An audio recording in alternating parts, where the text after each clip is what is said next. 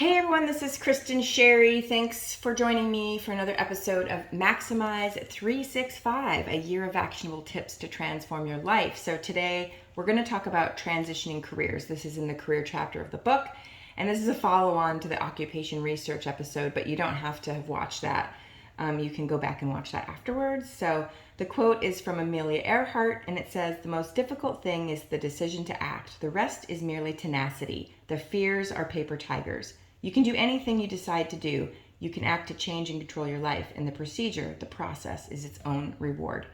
So if you're contemplating a career change, I would ask you to consider these steps. I've transitioned my career at least half a dozen times, everything from state education in the university to working in IT to operations leadership to running a learning and development group to being a career coach, and now I mostly certify UMAP coaches and write books. So it is very possible to change your career, but the biggest mistake people make is they tie their skills, which really should be agnostic and portable from job to job. They tie them to the job they had and to the industry. So they use a lot of jargon instead of neutral language.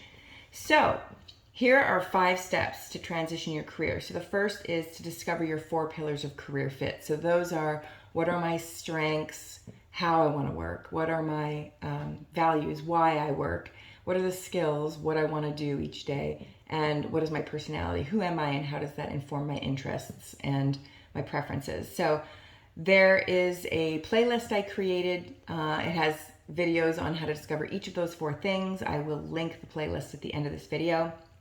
Once you have that data on those 4 things about yourself, now you can use that data to write out your ideal day. That's step 2.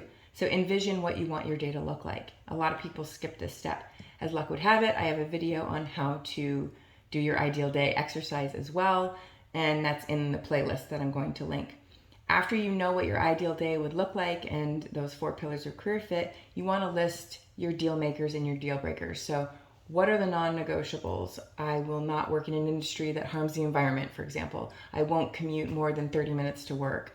I won't work for a manager who micromanages me. What are those things that you absolutely will not tolerate, your deal breakers, and the things that you must have?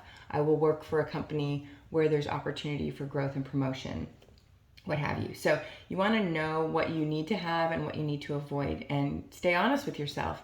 And you're going to evaluate your decisions and offers you might accept, for example, through those deal makers and deal breakers. Okay, number 4, you want to assess feasibility and desirability. So you want to evaluate how viable are the options for me to pursue and how desirable before you actually start choosing. I'll tell you more about that in a minute. And then number 4, align with your target. And this is where a lot of people fall short. So you want to tailor your networking pitch, your resume, your LinkedIn profile, and your interview stories to this new career or target. So all those things you learned about yourself and those experiences you've had in your ideal day, when you look at your ideal day, write out stories of those things that you did, and you'll watch the video and you'll get a better sense of that when you watch the video. Okay, so once you've got all of this information, how do I find these opportunities? So that's your idea for action. You want to use job boards and informational interviews to research roles. So there is a creative job board search entry on how you can back into, instead of looking by job title, you can pick some of your data from the work you've just done and find roles you hadn't considered that you fit. I haven't done that video yet, I haven't recorded it, but you can check back for that, subscribe to the channel so that you can get that. Or if you have the book, it's on page 286.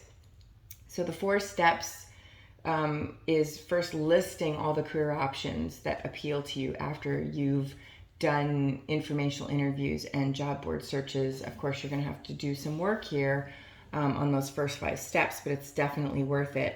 And then number 2, you're going to rank feasibility for each of these roles. So consider finances, time, ability to close skill gaps, and the education you need. Like, how really feasible is it for you to pursue the opportunity that interests you?